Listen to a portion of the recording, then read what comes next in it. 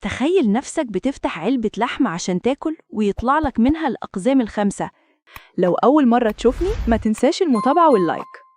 المهم بيبتدي فيلمنا مع بنت صغيرة اسمها لو شيشي، ودي بتبقى أذكى طالبة في فصلها، وعندها أخ توأم بس ده عكسها تماماً، مشاغب وشقي اسمه بيبيلو، والاتنين في السنة الأخيرة من المرحلة الابتدائية. وفي يوم من الأيام أعلنت مدرستهم مس شو عن درجاتهم ورتبت أماكنهم على حسب درجاتهم، وكمان قالت لهم إن اللي هيجيب أعلى الدرجات في آخر السنة هياخد جايزة الإنجاز على مستوى المدينة، ودي بتضمن له القبول في أفضل مدرسة إعدادية. وفي نفس اللحظة بنشوف منافسة بين لوشي وزميلتها الغيورة لي شياومان. وبعد كده في البيت بنشوف أهل لو شيشي فرحانين بخبر الجايزة دي، ومن الواضح إن أهلها بيركزوا معظم وقتهم واهتمامهم على لوشي بسبب تفوقها الدراسي. ولوشي بتقول لهم إن أخوها اتعاقب في المدرسة فمامته بتزعل منه، وبعد شوية باباهم جاب علبة اللحم وحطها على السفرة، ولما بيبيلو بيمد إيده عشان يفتح العلبة بتاخدها مامته منه وبتديها لوشي عشان هي متضايقة منه، ولوشي بتدخل أوضتها عشان تفتح العلبة لكنها فجأة تراجعت خطوة لورا لما بيطلع منها نور جامد. وبعد كده خرج 5 أشخاص صغيرين من العلبة وبيسألوا لوشي هي مين، وهي اتخضت لما شافت الأقزام دول. وبعد كده بتعرفهم بنفسها وبتسألهم انتوا منين، فبيجاوبوها بإنهم عايشين دايما في العلبة دي. وفي اللحظة دي مامتها بتنده عليها فبتقرر إنها توريها الأقزام دول، بس افتكرت إن مامتها كانت بتتخلص من حيواناتهم الأليفة زمان، وعشان كده أخفتهم وبتكذب عليهم وبتقول لهم إن العلبة كانت فاضية. وبتبدأ لوشي تهتم بيهم وبتقيس طولهم وبتفصل لهم لبس وبتديهم أسامي لايقة على شخصياتهم، بتسمي الأولى الفنانة عشان نفسها تبقى فنانة، والتاني جون لأنه عايز يبقى دبلوماسياً، والتالت الدكتور عشان بيحب المذاكرة والعلم، والرابع الملازم لأنه بيحب يحمي الناس، وأخيراً سينجر المطربة عشان بتحب الغنى والاستعراض. وعملت لهم بيت صغير عشان يعيشوا فيه، وقبل ما تنام بيطلب منها الدكتور يروح معاها المدرسة عشان يتعلم، وهي بتوافق.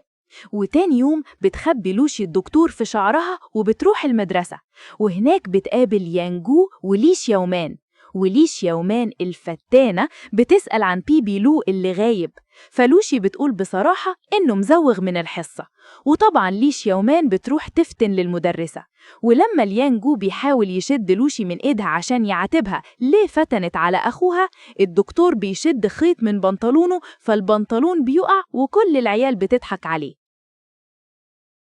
وفي الوقت ده بيدخل بيبيلو أوضة لوشي ومعاه كلبه هولمز، والكلب بيحس بالأقزام وبيبدأ يهوهو ويهز بيت العرايس جامد لدرجة إنهم بيقعوا في كل حتة، والملازم بيشك الكلب بدبوس فالكلب بيسيب البيت، ولما بيبيلو بيشوف دم على الكلب بيجري يجيب له دواء.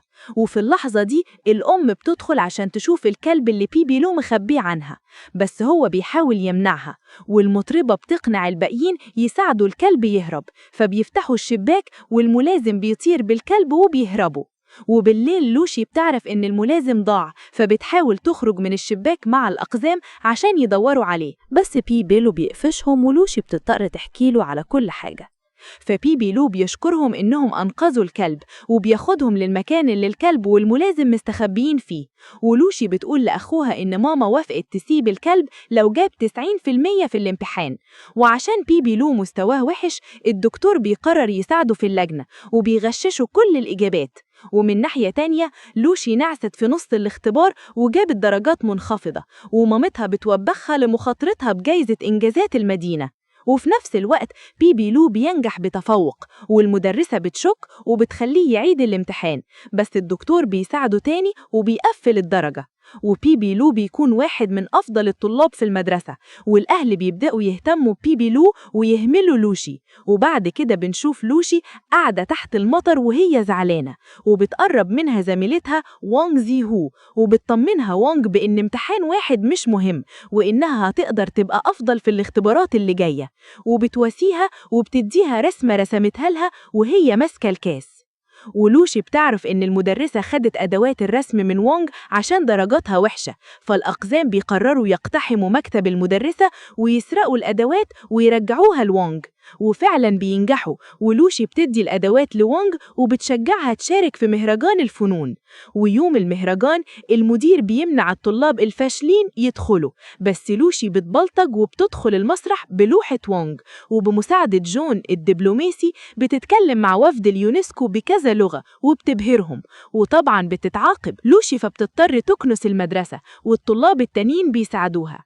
وفي الوقت ده بنشوف المدير بيعلن إن أي حد هيجيب أقل من 90% ملوش أنشطة. ولوشي والأقزام بيحطوا خطة، وهي إن لوشي تخلص امتحانها بسرعة والدكتور يراجع والفنانة والمطربة ينسخوا الإجابات وجون والملازم يوزعوها على باقي العيال. لكن الخطة بتبوظ لما المدرسة بتغير أماكنهم، بس بيبي لو بيشاور للسقف والأقزام بيبتكروا طريقة جديدة وبيوزعوا الإجابات من فوق، والكل بيقفل الامتحان. بس ليش يومان بتلاقي ورق الإجابات الصغير وبتفتن عليهم، والمدير بيحقق في الموضوع، ولوشي بتعترف إنها السبب وبتقول إنها عملت كده عشان المدرسة بتميز بين الطلاب على أساس الدرجات. فالمدير بيطالب بطردها، بس أبوها بيترجاه إنه يسامحها لآخر مرة، والمدير بيوافق بس بشرط ما تكلمش أصحابها.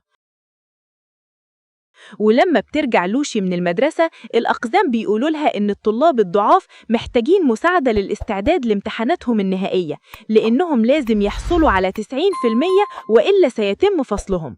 وهي بتسمع الكلام ده زعلت لوشي ومن الأقزام وقالت لهم إنها لو ما ذاكرتش كويس هي كمان مش هتنجح وهيتم فصلها هي كمان.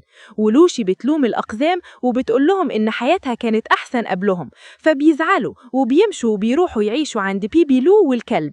والأقزام بيقنعوا الطلاب الضعاف يعملوا مجموعات مذاكرة عشان ينجحوا بمجهودهم، وفعلا بدأوا الطلاب الدراسة بشكل فردي وجماعي لتحقيق درجات عالية. وبعد كده بنشوف الملازم بيفكر الأقزام بأصلهم وإنهم يستعدوا للمغادرة، وفجأة بتشوفهم ليش يومان وأخدتهم وبتطلب منهم يساعدوها في الدراسة، لكنهم رفضوا.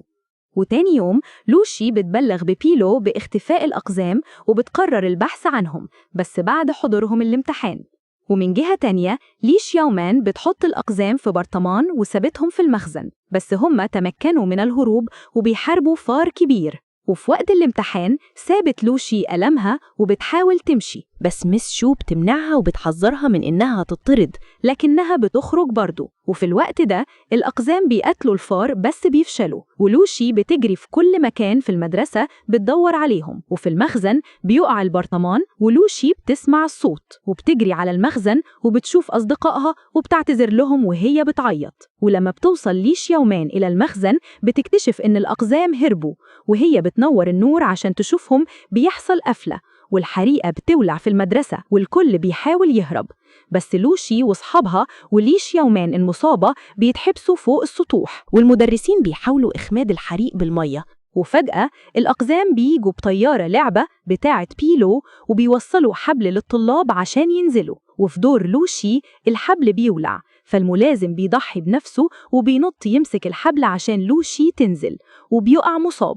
ولما بتشوفه لوشي بتصرخ وبتعيط. وبعد الحادثة بيتنقل الملازم إلى المستشفى وبيحتاج لفصيلة دم نادرة للبقاء على قيد الحياة، والمدرسة مس شو بتتبرع له. وفي الوقت ده أهل لوشي بيتعلموا إن الدرجات مش كل حاجة وإن الحب والحنية أهم. ولوشي بتاخد جايزة المدينة وبتلقي خطبة بتقول فيها إن مفيش حد كامل بس كل واحد عنده موهبة. وفي الآخر الأقزام بيودعوا لوشي وبيرجعوا لعالمهم، والارتست بترملها رسمة تذكارية ليهم كلهم مع بعض.